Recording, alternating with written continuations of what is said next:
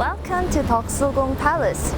Today we'll discover 10 features you must see at Deoksugung Palace.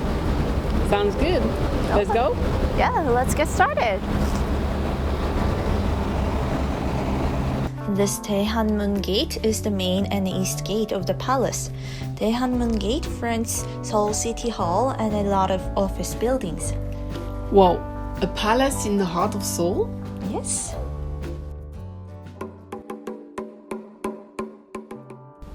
The stone bridge is called Cantando Bridge. It divides the king's invaluable area from the people's area. Now it forms a division between bustling Seoul City and a traditional palace.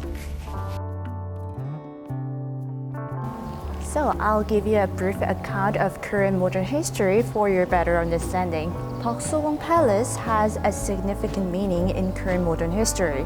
It was the main palace of the Daehan Empire, which was the extension of Joseon dynasty.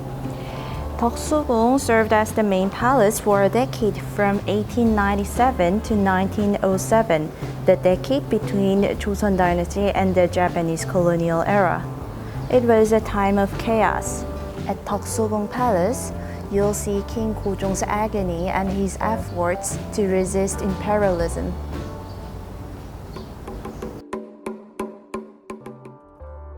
Junghwajeon is main throne hall of Deoksugung Palace.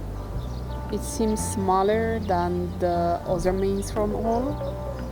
Yeah, that throne hall used to be a two-story building like that of other palaces, but it was burned down in a big fire and reconstructed as a single-story building. Walled structure that framed Junghwajeon Hall was demolished during the Japanese colonial era.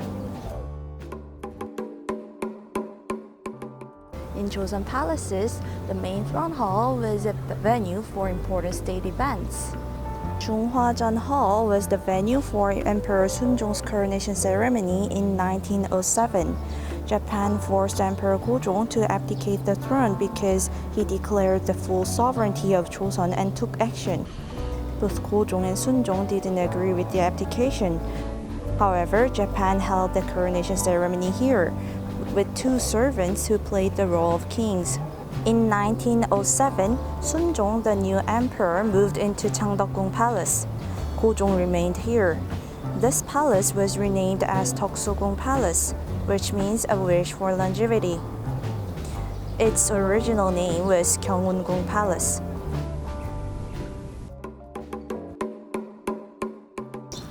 Yellow was a symbol of the emperor. This building was built as the main throne hall of the Daehan Empire, so you can see these yellow frames. When you look up, you can see a pair of dragons on the ceiling. Dragon was a symbol of the emperor.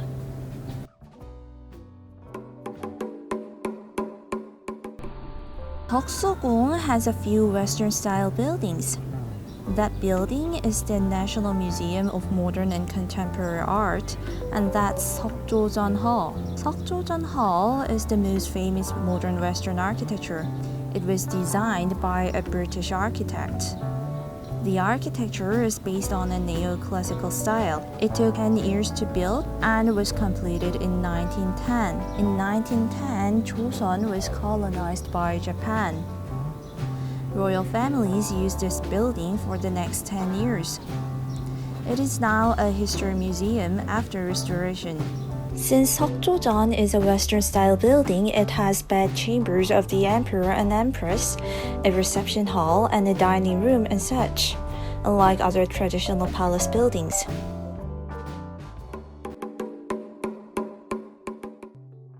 Emperor Gojong was planning to use Seokjojeon as a new throne hall of the Daehan Empire.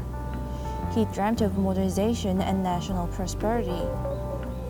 He was open to Western culture. Oh, did he learn English? Yes, he learned English from missionaries.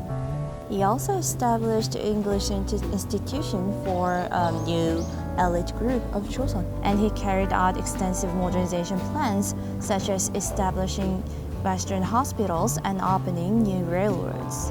Emperor Gojong tried to defend the sovereignty and territory of Joseon, but the thing is, it was too late and it was not enough to stop the imperialists. That corridor is connecting those two buildings. The building on your right is Seoul Hall, which means where the king was enthroned. The left one is Junmyeongdang Hall. It was the reception room where Emperor Gojong met foreign envoys. Shall we have a closer look?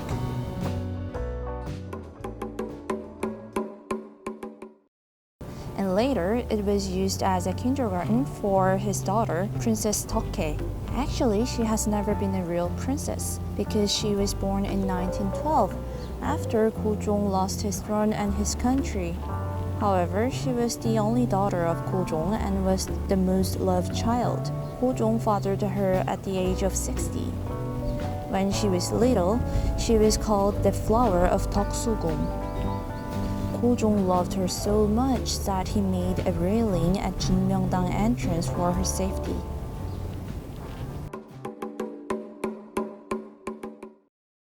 This building is very different from others. This Saluton Hall is a two-story building without tancheong paintwork because it was a residence of royal descendants. The beginning and the end of Deoksugung Palace are related to the two critical moments of the Joseon dynasty, Japanese invasion and Japanese imperialism. Joseon won the war of Japanese invasion in the 1590s but failed to stop the Japanese imperialism in the late 19th century. Deoksugung Palace has witnessed all these tragic history. Cheongwan was a venue for tea parties and music recitals. Emperor Gojong loved having a coffee break here. Was it like the British tea time? Yes, he enjoyed waffles and coffee. This building was designed by a Russian architect. It features a harmony of Romanesque style and Korean traditional architecture. These patterns represent a wish for longevity. Deoksugung was a reception room. Can you see that ornament? That's a head of Ponghwang, a mythical animal. Oh, that's beautiful. Really? Yeah.